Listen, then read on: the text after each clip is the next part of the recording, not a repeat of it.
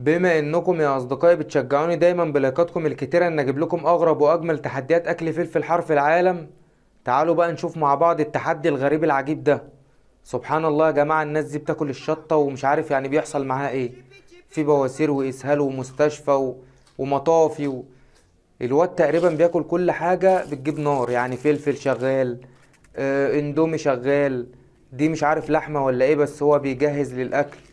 سبحان الله يا جماعة، دي لحمة دي ولا ايه؟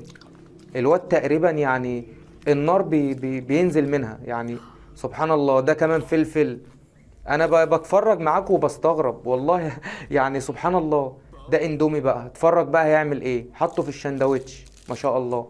اللي يقدر يا جماعة يقول لي ايه هي الحاجة اللي كل ما تاخد منها اكتر تكبر اكتر، هثبت الكومنت بتاعه. يعني اوعدكم. ده طبعا دهب. انت يا ابني عارف الدهب دلوقتي بكام عندنا؟ انت لو تعرف مش هتاكله.